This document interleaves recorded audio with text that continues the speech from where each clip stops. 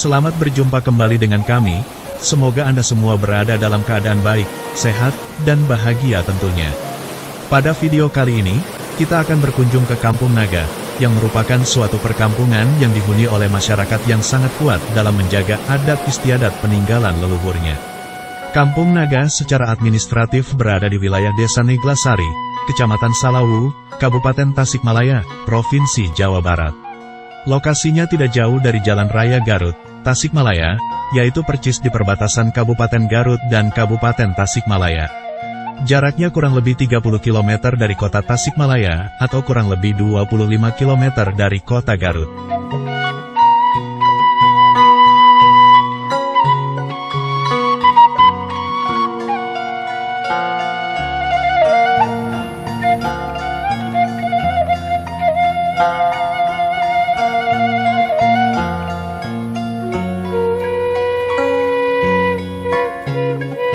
Kampung ini berada pada lembah yang subur di sekitar daerah aliran Sungai Ciwulan yang bermata air jernih mengalir dari Gunung Cikuray, Kabupaten Garut. Kampung Naga bukanlah tempat wisata, melainkan kampung adat.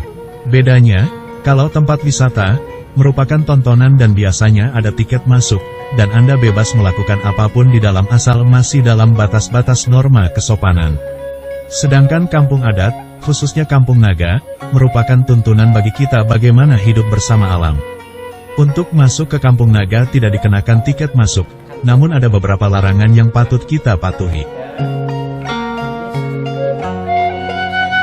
Bagi Anda yang tertarik mengunjungi Kampung Naga ini, disarankan untuk didampingi pemandu resmi yang ditugaskan khusus bagi pengunjung.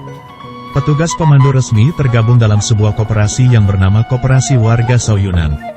Tidak dipatok harga tertentu, namun kita cukup membayar secara sukarela kepada pemandu tersebut. Kenapa perlu didampingi pemandu?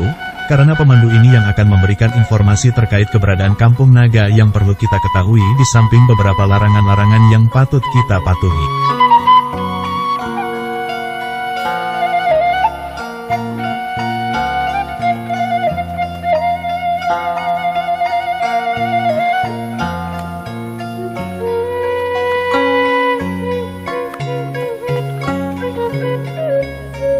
Untuk menuju Kampung Naga, dari area parkir kita akan berjalan kaki menuruni tangga yang menurut informasi dari petugas pemandu terdapat sekitar 444 anak tangga yang dibuat dari batu pilah atau batu templek yang disusun sedemikian rupa menuju tepi Sungai Ciwulan dengan kemiringan 45 derajat dengan jarak kira-kira 550 meter.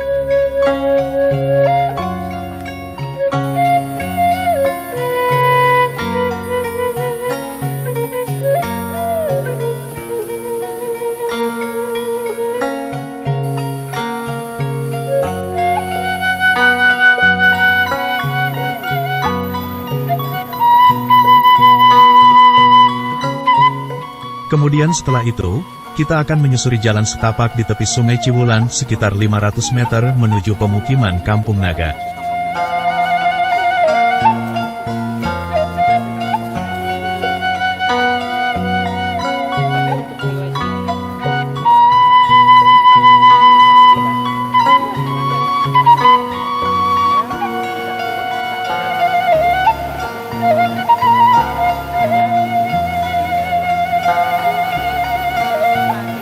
Tidak seperti desa atau kampung lainnya yang menginginkan adanya listrik masuk desa atau adanya modernisasi desa, masyarakat Kampung Naga malah menolak program listrik masuk desa dan menolak modernisasi.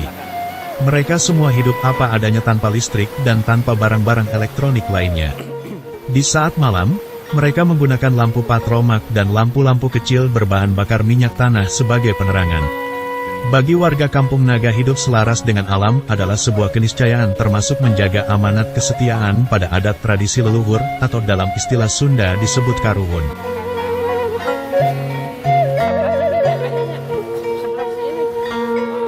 Kenapa masyarakat Kampung Naga menolak ada listrik? Karena bagi masyarakat Kampung Naga yang terpenting adalah ketenangan, bukan kesenangan. Kalau ada listrik, tentu bagi yang mampu akan membeli berbagai peralatan seperti TV, kulkas, handphone, sound system, dan lain-lain. Hal ini lama-kelamaan akan menimbulkan kesenjangan, menimbulkan kecemburuan, akhirnya menimbulkan kegaduhan. Orang senang belum tentu hatinya menjadi tenang, tetapi orang yang hatinya tenang sudah pasti menjadi senang.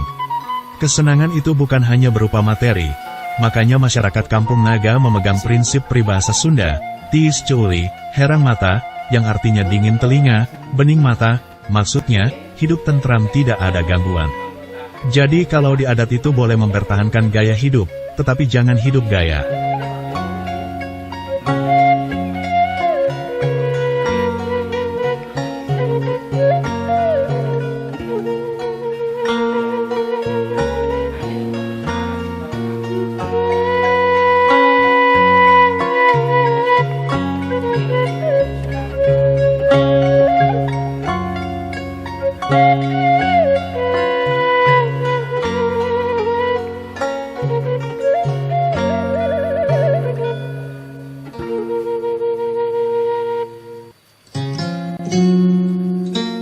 Tidak diketahui secara pasti asal-usul nama Kampung Naga, apakah berasal dari kata Nagawir, yang berarti kampung dikelilingi lembah. Memang benar, kampung ini berada di bagian lembah yang dalam bahasa Sunda disebut Gawir, tapi yang pasti di sana tidak ada ular naga, makanya Anda tidak perlu takut datang ke Kampung Naga.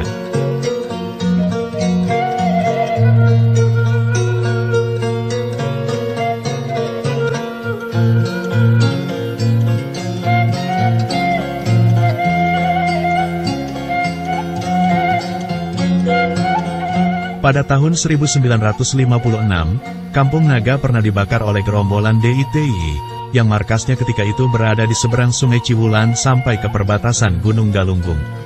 Ketika itu gerombolan DITI dengan pimpinannya bernama Kartasuwiryo mengajak masyarakat Kampung Naga untuk bergabung. Namun karena masyarakat Kampung Naga bersikukuh berkiblat kepada Negara Kesatuan Republik Indonesia, maka pimpinan gerombolan DITI marah dan membakar seluruh rumah di Kampung Naga. Karena konstruksi bangunan di Kampung Naga terbuat dari bahan-bahan yang mudah terbakar, maka warga Kampung Naga tidak sempat menyelamatkan rumah dan barang-barang yang tersimpan di dalamnya. Semua barang-barang habis terbakar termasuk catatan-catatan sejarah leluhur Kampung Naga yang menceritakan tentang sejarah Kampung Naga yang ditulis dalam bahasa Sanskerta.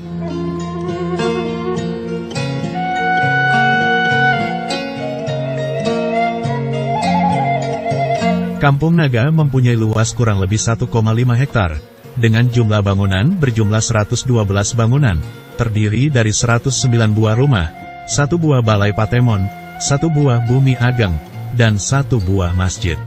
Sedangkan jumlah penduduknya kurang lebih 325 jiwa.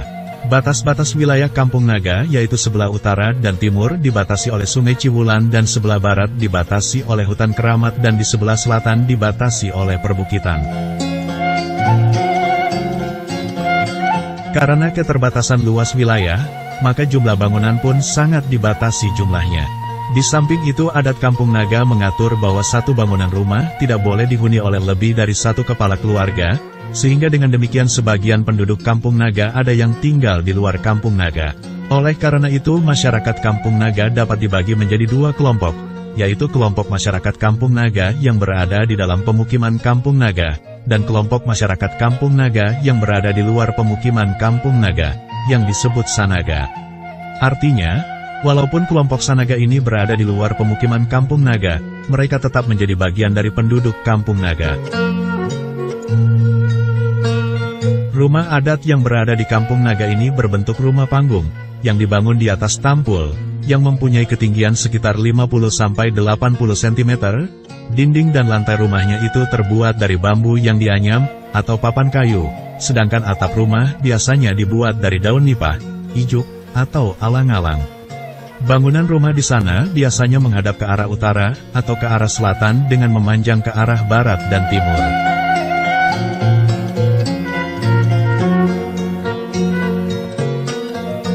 Kalau dilihat dari fungsinya, jenis bangunan yang dibangun di Kampung Naga ada 3 macam yaitu 1. Bangunan umum yang terdiri dari balai pertemuan, atau balai patemon, tempat ibadah, dan bumi ageng yang berfungsi menyimpan benda pusaka. 2. Bangunan perumahan, yang terdiri dari rumah tinggal biasa, papambon yaitu rumah milik orang luar Kampung Naga, dan leit yaitu lumbung padi. 3. Bangunan fasilitas lainnya seperti MCK, lesung dan tampian yaitu tempat menumbuk padi, dan kandang ternak. Dilihat dari struktur dan bahan bangunannya, bangunan di Kampung Naga dapat dikategorikan sebagai bangunan tahan gempa. Hal ini terbukti bangunan Kampung Naga tidak ada yang rusak ketika terjadi gempa Tasikmalaya dengan kekuatan 7,3 skala Richter. Perabotan yang digunakan di setiap rumah penduduk sangat terbatas. Tidak ada kursi dan meja makan, tidak ada kursi dan meja tamu. Penghuni dan para tamu yang datang, duduk bersila di atas lantai kayu dengan alas berupa tikar. Di dalam rumah tidak ada kamar mandi, tetapi kamar mandi berada di luar. Sehingga untuk mandi atau mencuci, penduduk harus jalan kaki menuju area kamar mandi. Tetapi kalau lumbung padi berada di dalam rumah, dan di bagian bawah rumah ada kandang ternak ayam. Walaupun bangunan di Kampung Naga menggunakan bahan bangunan berupa kayu dan bambu yang disenangi rayap, tetapi tidak satupun bangunan di sana yang rusak dimakan rayap. Menurut informasi dari penduduk Kampung Naga, kalau ada rayap dari tanah akan langsung dimakan oleh ayam yang berada di bawah bangunan rumah. Ketika memasak, warga Kampung Naga masih menggunakan tungku dan kayu bakar, atau kompor minyak tanah, mereka tabu menggunakan gas LPG. Abu sisa kayu bakar dibuang ke bawah bangunan, kemudian dicakar-cakar oleh ayam, tercampur dengan kotoran ayam, kemudian dalam jangka waktu kurang lebih 4 bulan diangkat, berfungsi sebagai pupuk untuk tanaman. Jadi bisa dikatakan dari alam kembali lagi ke alam. Untuk mengecat dinding rumah, masyarakat Kampung Naga sudah sejak dulu secara turun-menurun tabu sekali menggunakan cat tembok yang biasa digunakan mengecat rumah di luar Kampung Naga. Untuk mengecat dinding rumah, biasanya mereka menggunakan cat yang terbuat dari kapur sirih.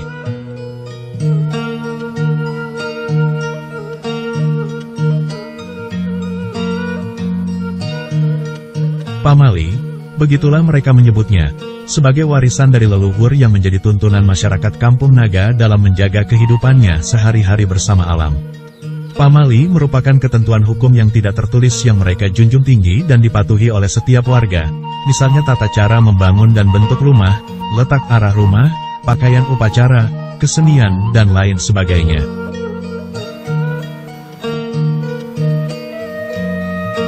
Bagi masyarakat Kampung Naga, maupun para tamu yang datang, berlaku prinsip pindah cai pindah tampian, pindah air, pindah tempat mandi, artinya pindah tempat, pindah adat. Maksudnya, menyesuaikan dengan adat dan kebiasaan di tempat yang dikunjungi. Ciri sabumi cara sadesa, yang artinya, lain tempat lain adat kebiasaannya yang mempunyai makna, pengunjung hendaknya selalu menghormati adat kebiasaan tempat yang dikunjunginya. Dalam peribahasa Indonesia mungkin semakna dengan peribahasa, lain ladang, lain belalangnya, lain lubuk, lain pula ikannya, di mana bumi dipijak, di situ langit dijunjung.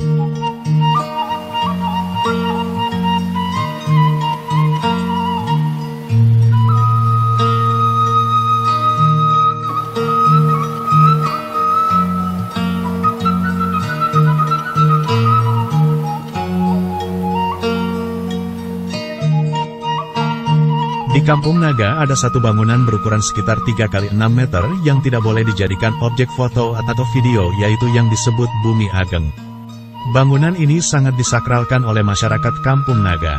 Bumi Ageng itu dipakai tempat lembaga adat untuk melaksanakan acara adatnya seperti upacara hajat sasih. Upacara hajat sasih merupakan upacara penghormatan terhadap arwah nenek moyang, dilaksanakan 6 kali dalam setahun atau masing-masing 1 kali dalam 6 bulan. Upacara ini yang dilaksanakan sehari penuh walaupun dalam keadaan hujan, karena bagi masyarakat Kampung Naga, hujan adalah karunia Tuhan. Di sebelah barat Kampung Naga ada hutan keramat, atau disebut hutan larangan yang sangat dijaga kelestariannya. Jangankan orang luar, penduduk Kampung Naga pun tidak boleh masuk ke dalam hutan ini. Larangan ini sudah ada dari zaman nenek moyang dulu. Nenek moyang mereka memberi contoh kepada penerusnya supaya hutan tidak dirusak. Pola hidup masyarakat Kampung Naga adalah hidup bersama alam, bukan sekedar hidup di alam. Mereka meyakini kalau kita tidak merusak alam, maka alam pun tidak akan merusak kita. Hal ini terbukti sampai saat ini, walaupun Kampung Naga terletak di bawah tebing belum pernah ada longsor.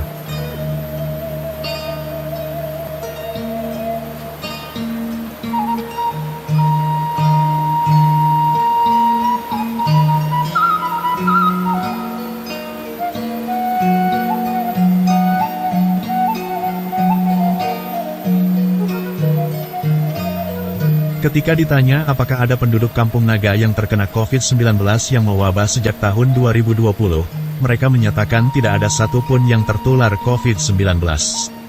Ini satu lagi bukti nyata bahwa ketika kita bersahabat dengan alam dan menjaga alam dengan baik, serta menerapkan pola hidup yang sehat dan sederhana, maka alam pun akan melindungi kita.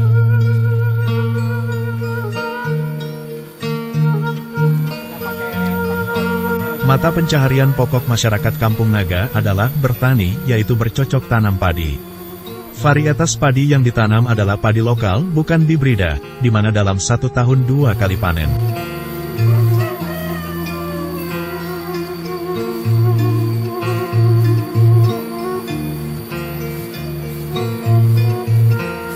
Karena makin lama makin banyak pengunjung yang datang, maka selain bertani, masyarakat Kampung Naga terutama ibu-ibu membuat barang kerajinan tangan atau handicraft berupa anyam-anyaman tas tangan, bakul, kukusan, tampah, kipas yang umumnya terbuat dari batang bambu tali.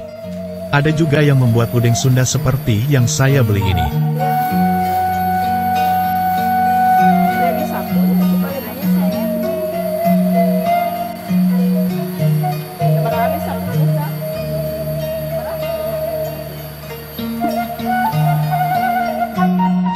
Tidak terlihat ada gedung sekolah di dalam Kampung Naga, jadi anak-anak dari Kampung Naga harus menaiki 444 anak tangga dan berjalan sejauh sekitar 1 km untuk berangkat ke sekolah yang lokasinya berada di luar area Kampung Naga.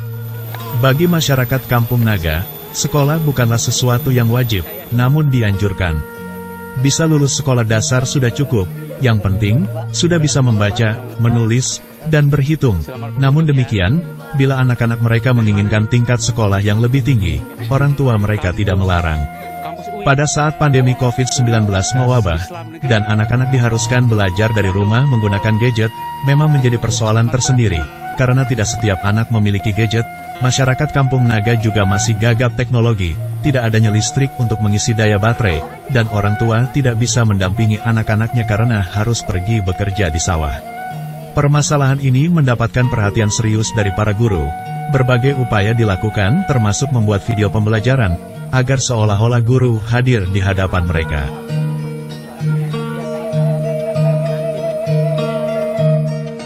Menurut informasi dari petugas pemandu, anggota masyarakat Kampung Naga seluruhnya memeluk agama Islam yang sangat toleran, walaupun sangat kuat memegang tradisi, tetapi mereka tidak menutup diri dari dunia luar. Mereka sebetulnya terbuka terhadap perkembangan zaman.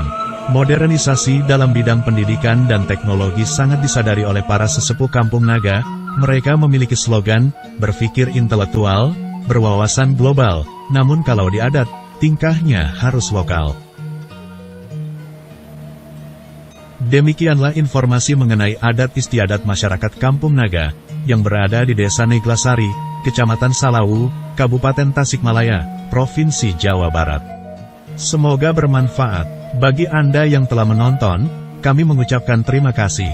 Silakan klik tombol like, komen, subscribe dan share bagi yang belum, dan bunyikan loncengnya agar Anda selalu memperoleh notifikasi bila ada video terbaru kami.